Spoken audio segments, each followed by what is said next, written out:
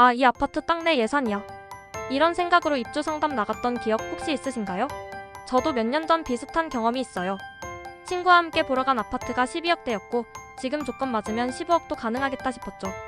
그런데 막상 은행 상담을 받고 나서 머리가 복잡해졌어요. LTV, DSR, 금리, 만기 숫자와 용어가 머릿속을 빙빙 도는 거예요. 그때 깨달았어요. 집값이 15억이면 대출 얼마 받으면 되는 걸까? 라는 질문이 사실은 내가 감당할 수 있는 차입인가? 라는 질문과 같다는 걸요. 오늘은 제가 직접 경험하고 여러 상담사분들 이야기를 정리한 뒤 15억 아파트 보통 대출 얼마 받을까? 라는 문제를 같이 풀어보겠습니다. 읽으시면서 나도 이렇게 계산해봐야겠다는 공감대 생기셨으면 좋겠어요. 먼저 대출 가능성을 이야기할 땐 LTV 주택담보인정 비율과 DSR 총 부채원리금 상환 비율이라는 두 가지가 핵심이에요.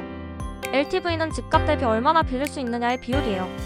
예컨대 집값이 15억인데 LTV가 70%라면 이론상 최대 약 10억 5천만 원까지 빌릴 수 있다는 뜻입니다. 하지만 실제론 이 수치만으로 끝나진 않아요. DSR은 내 연소득 대비 연간 갚아야 할 원리금이 얼마냐로 계산해요.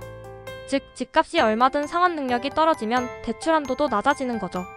실제로 LTV 규제가 풀려도 DSR이 걸려서 대출이 제한된다는 기사도 있어요. 이 두 가지가 가능 대출 한도를 좌우하는데요. 현장에서는 보통 둘 중 더 낮은 쪽이 실제 한도가 되는 경우가 많더라고요.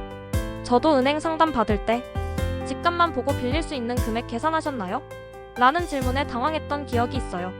이제 구체적으로 계산해 볼게요.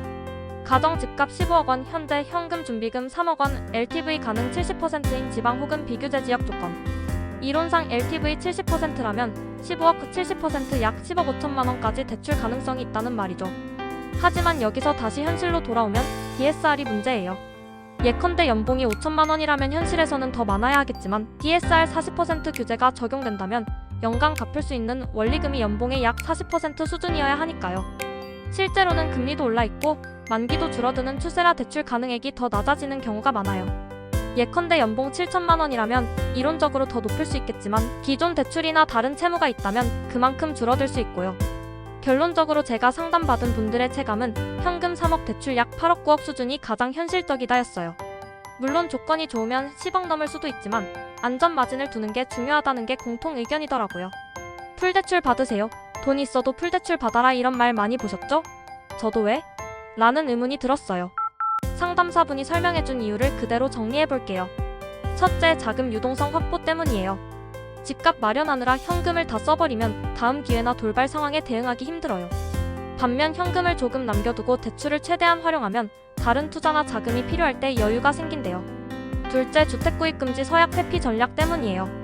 첫 주택 구입 시엔 추가 주택 구입이나 갈아타기의 제약이 덜한 경우가 있어요. 그런데 후에 대출을 새로 받거나 갈아타기를 하려면 다른 주택 구입금지 같은 조건이 붙을 수 있대요. 그래서 처음부터 대출 여지를 조금 남겨둔다는 거죠. 하지만 여기서 중요한 건 풀대출이 곧 안전한 대출은 아니라는 거예요.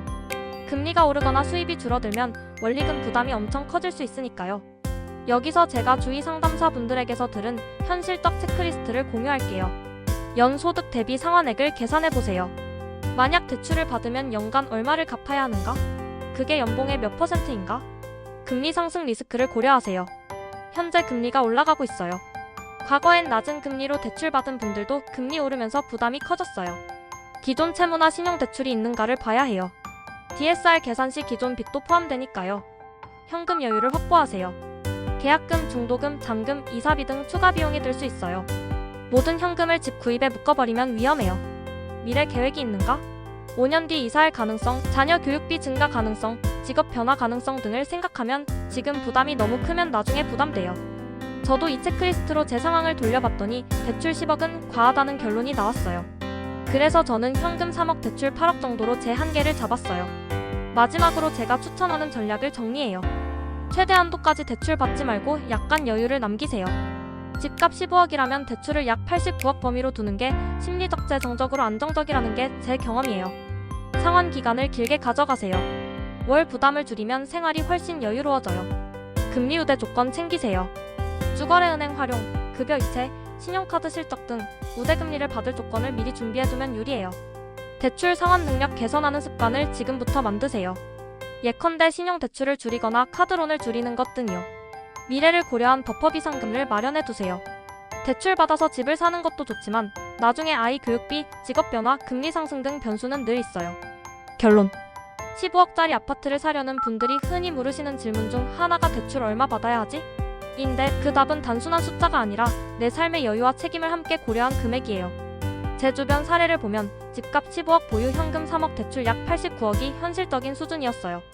물론 조건이 더 좋으면 10억 이상 가능하기도 하지만 그만큼 리스크도 커져요. 그리고 기억하세요. 대출을 많이 받는 건 용기가 아니라 책임이에요. 내가 갚을 수 있는 범위 안에서 여유 있게 대출을 조직할 때 집은 부담이 아니라 자산이 돼요. 대출은 돈을 빌리는 게 아니라 설계를 하는 것.